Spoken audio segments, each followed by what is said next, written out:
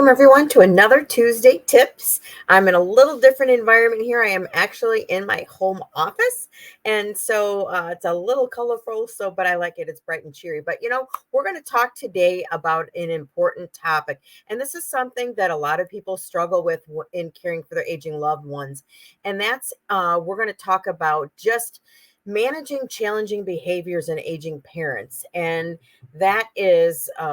Can be a really, really big challenge. So, welcome to this week's Tuesday Tips.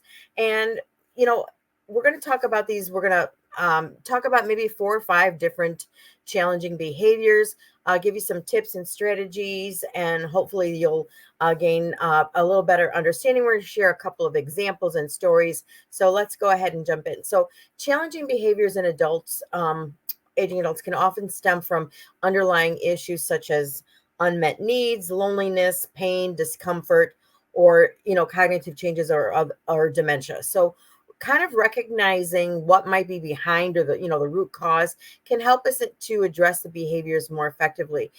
So here's some common behaviors and strategies to manage them. Aggression. So aggression can be verbal, it can be physical, it may occur suddenly. And, it's just really important to stay calm and avoid confrontation.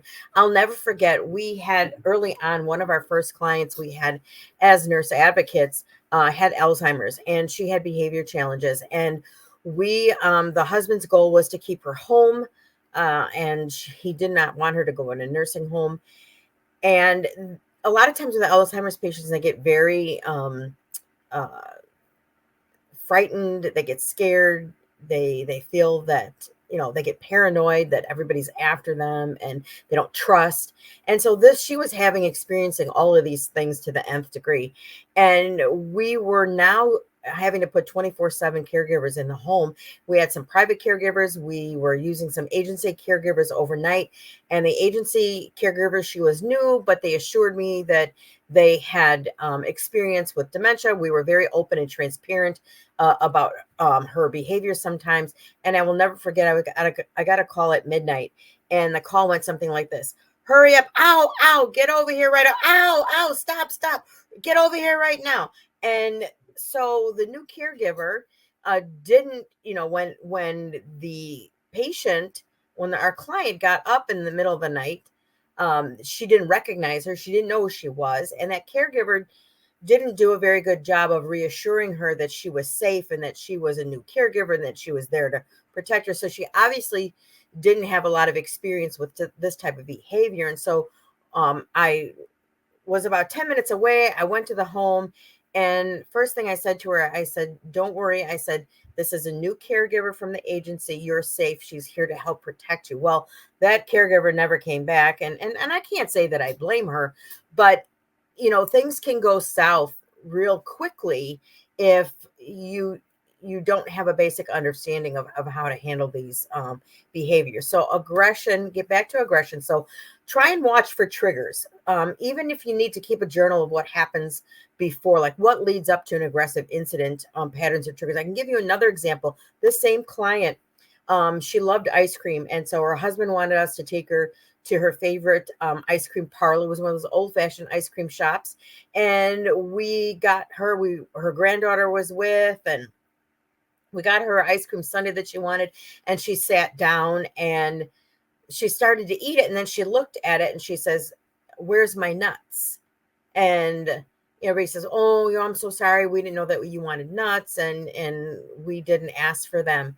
She says, well, I want some nuts. And the granddaughter said, oh, grandma, it's okay. We'll get nuts next time. And then she says, well, I want my nuts. And then that last statement was really matter of fact. And I told the granddaughter, I said, go ask for a cup of nuts. We need to put some nuts on her sundae, because this was escalating. And I knew by her behavior that things were going south, and that if we wanted to save her some embarrassment, the family embarrassment, by having a scene here in the ice cream shop, she went and got her, the nuts. So she went and they gave her, one of those little disposable, those little cups with nuts. And she put it on her sundae, and she got a big smile on her face. Her demeanor instantly changed. She was very pleasant the rest of the time. So what I want people to take from this is, we think about the toddler and we think about them going through the terrible twos. I've got a granddaughter going through the terrible twos, and yes, it but we don't want to squash her independence. At the same time, we don't want to tolerate rude behavior from her. So, but what I'm saying is there's a difference even between that 2-year-old and that elderly person with Alzheimer's. You can't reason, just like it's hard to reason with a 2-year-old, it's that much more difficult to reason with someone with dementia because they are in their own reality. They're not living in the same reality that you and I are. And a lot of times when we try and bring them back into our reality, that just creates more aggression and more behavior. So try and keep an eye on what escalates their behavior so that you could find a way to reduce that, bring them down before it gets to that level, or distract them before it gets to that, next level. So again, use calming techniques, speak softly, maintain eye contact, use soothing gestures. I always would rub her shoulder and said, you're okay, I'm here to make sure that you're safe. And I always would try and reassure her. Now, another thing, and it might be different with everyone. Not everyone, this might not be a calming method for everyone, but for her, reading a psalm out of the Bible, she was her faith was very strong. She used to hold Bible studies in her home, and so for me to just pull out her Bible and just read a passage from a psalm, that really, really calmed her very quickly. So there might be something, music, a certain type of music, or a book, or a story, or a poem, or just a little shoulder rub or something. There might be some other way that you can calm that person down. And then last but not least is seek medical advice. Sometimes aggression can be caused by pain or other conditions that require treatment. There are some medications for dementia patients that can help reduce those types of behaviors. And so, I've very mixed feelings on that. I guess, as a last ditch effort, but I would hope that we could all try some of these other methods first before we resort to medication that might, make them less alert and less with us and just kind of flat and not interactive. So, but I know sometimes it's necessary. And so I'm not going to say not use them, but I'm just going to say, please, try and use other methods before we resort to that. So another behavior, aggressive behavior that could be triggered by a condition, what we call sundowning. So sundowning refers to increased confusion and agitation, especially during the late afternoon or evening. And this is very exacerbated. That's why we see this a lot in the hospital. So it's made worse when they're taken out of their normal, comfortable environment and put in an environment that is not very new to, that is very new to them, and it's not very they're not used to being there, and that really can trigger sundowning. And sometimes, people have a sundowning incident in the hospital overnight, and we have to go through these, all these things that we're talking about to calm them down. In the morning, they don't even realize that they did that, or if they do, they're very apologetic and they're sorry because they don't understand why they acted in that way. But it's something that's very real, and again, it occurs most often late afternoon and evening, and most often too in an unfamiliar environment. Wandering is another behavior that we can talk about. So wandering can be dangerous, and this gal with the Alzheimer's, I'm telling you, this was probably the most challenging dementia patient that I have ever been a part of caring for, because she had every single solitary behavior and symptom of Alzheimer's, and wandering, eating and drinking things that she should not, trying to climb out the window. So wandering was very real for her. Now, wandering, like I said, could be very dangerous, especially if individuals can become lost or disorientated. Her house is kind of like on a frontage. It was off the main highway, but if she walked out to her mailbox, it was on the main highway, and where people were going 55 miles an hour or more. And so she got out to the road one night, and that was another call I got in the middle of the night. And she flagged someone down and told her that there was a man in the house trying to kill her. while she was referring to her husband. And of course, he wasn't trying to kill her, but sometimes she would recognize him as her husband, and sometimes she would recognize him as the stranger lurking about in her house that she didn't know why he was there, and he was out to get her and everyone that was there. So she would always say, watch out for that guy. I'm afraid he might pull a gun on us or something. So wandering can be very dangerous. So again, trying to create a safe environment, install door alarms, secure exits, locks on the doors and windows where we knew that she couldn't reach. Use identification. Make sure he or she maybe has an ID or a bracelet they can wear, a medical alert bracelet that would let someone know that they have dementia or where they belong, or a phone number, something that someone can figure out what's going on. Engage in activities. Keep them occupied with structured activities to try and reduce the urge to wander. With this particular client, it was very challenging because the reason why she was wandering is she always said she wanted to go home. We looked at pictures from her home when she was a child to her first home that her and her husband were married in, and then the next home, and then their final home. And didn't recognize any of them as home. And so it was very frustrating for us to try and figure out where she was trying to go, because she kept saying, I want to go home. I want to go home. And so we've talked a lot about dementia, in these examples. And we need to understand that dementia patients, loved ones, lived in an altered reality. But the thing that we need to remember is their reality is their reality. They believe as much in their reality as we believe in the reality of what's going on at that moment. So we're so convinced that they're wrong, and they're just as convinced that we're wrong. So once you try and look at it from their perspective and try and understand, it takes every ounce of empathy that you can muster up sometimes in these situations. And what I mean by empathy, I mean, like, put yourself, try and put yourself in their shoes. Look at it from their perspective. They're confused. They don't know anybody. They think everybody's out to get them. They don't understand what's going on with them. They don't feel safe. If you were constantly felt that there was a stranger in the home that was trying to threaten you, how would you feel? I mean, just think about that. How would you feel if you came home one night and there was a stranger in your house, the door was ajar, and you were afraid to even walk in? I mean, that's how they really feel. And so we have to try not to think about it so much from our view of frustrating, but, so agreeing with them, making sure that they, yes, I understand that you're afraid of this man. We have talked to this man. We don't think that there's going to be any problems, but we understand you're afraid. So we promise you that we are going to keep you safe and make sure that nothing happens to you. And that's about all you can do, is reassure them at that point. But, again, I brought this up on another Tuesday Tips, and I think it's worth mentioning again. I saw a really great TikTok video about a daughter and a mom. A mom had dementia, and she went out for a walk, and the daughter saw her leave the home, and she said she started walking with her, and she says, "Ma, where are you going?"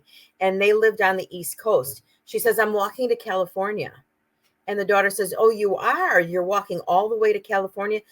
Then her mom says, "Yes, it's a beautiful day outside. I'm getting my exercise. I know it's going to take me a while, but I'm walking to California." And so rather than the daughter say, "Ma, you can't walk to California. That's across the country. You it's impossible. You can't walk to California." That only is going to agitate her and make her abstinent, dig in more and say, "Oh, you watch me. I will." And then try and get her back to the house after you've challenged her and told her that she can't walk to California.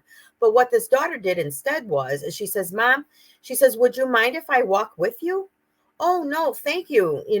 I would love for you to walk with me." And they walked a little bit more. She says, "Mom, if we're going to go walk all the way to California, we're really not prepared. If it rains, we don't have a raincoat. We don't have any clothes to change into. I want you to be able to walk to California, but I think there's a little bit of, a few things that we need to do to prepare."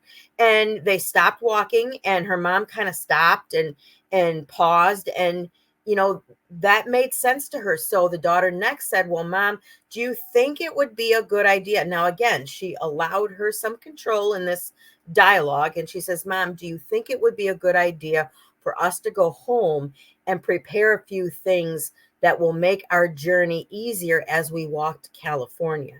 And the daughter said, the mom said, yes, I think that's a great idea. So they walked home. She got her in the house. Once she got in the house, she was distracted and she forgot all about walking to California. But I just thought that that was such an amazing way to handle that situation.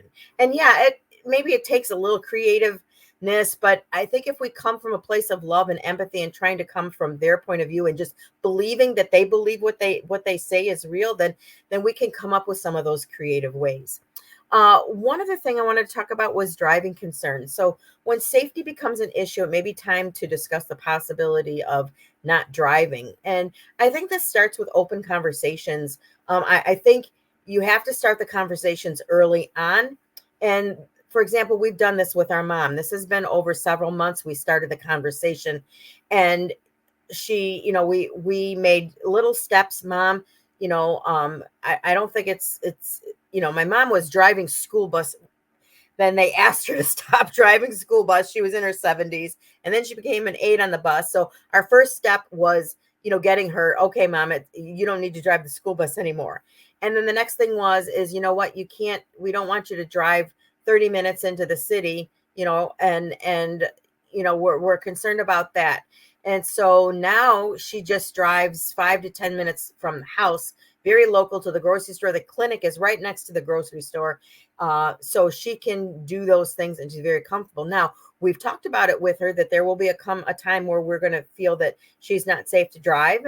And she's acknowledged that, but she says, we're not there yet, are we? And I said, no, Ma, we're not there yet. But, we just know that day will come, and we want to be open and upfront with you that, we'll share our concerns. So we've let her be involved in how far she could drive. We had her agree that she does not want to hurt herself, nor does she want to hurt someone else, nor does she want to get lost. So we let her come up with her own reasons why it is a good idea not to drive. Now, that doesn't always work, and I understand that. So if you're in a situation where they're abstinent and it's become really dangerous and they need to stop driving, you can reach out to the doctor. The doctor does have the power to fill out a DMV form that can revoke their driving privileges, and that the doctor fills it out, signs it, and it goes to the DMV, and they will revoke their driver's license. So you can always keep that card kind of in your back pocket as a last resort emergency, but hopefully addressing it sooner than later, you can build up to the time where it's time to not drive anymore. Best thing that we can do too is, we talked about empathy a lot. Promote engagement, encourage, participation in enjoyable activities, spend time with them. The last thing I really want to talk about is in a challenging behavior is that sometimes people are lonely, and a challenging behavior may not be aggressiveness. It could be in the form of passive aggressiveness. It could be in the form of annoying behavior. I'll give you an example. You're at work. You are caring for your aging mom. And while you're at work, mom calls you 5, 6, 7, 8 times at work, interrupts you when you're in meetings, interrupts you when you're in the middle of something. And although that's not an aggressive behavior, it's very annoying to you. But this behavior can come out of loneliness. This behavior can come out of, just being isolated in the home. And so one of the things that I suggested in this type of situation, whether you're working or not, is arrange check-in calls, scheduled days and times for check-in calls so that they know when to expect your call and they know that you're thinking about them. And this really will cut down on them randomly calling you. And when you say, what do you need? Oh, well, can you get a gallon of milk for me? Well, mom, we just got to get, oh yeah, I forgot about that. Well, I don't remember what I really needed, because they just want to talk with you. And so that can be really annoying and frustrating for you. But if you arrange, and the beauty about check-in calls involve all your siblings, the grandkids, other family members, neighbors that have offered to help, different times during the day and the evening, can arrange for different check-in calls so that someone else is addressing their needs. And obviously you're going to get a call if there's some type of an emergency. So it's really, it really helps to have those dedicated check-in calls and times, and post it on the refrigerator if you need to. Mondays at this time, so-and-so is going to call you. Tuesday at this time, and just put a schedule so they can see that on the fridge so that they know someone's going to be calling them. And so with that being said, I think that's, we could talk about this topic for quite a bit of time, but hopefully I've given you some good information, some value during this Tuesday tips on helping to deal with some challenging behaviors while caring for aging adults. And we will see you next Tuesday at another Tuesday tips, and we'll have the replay of this posted, and you can also find it on our YouTube channel. So we will see you soon, and take care.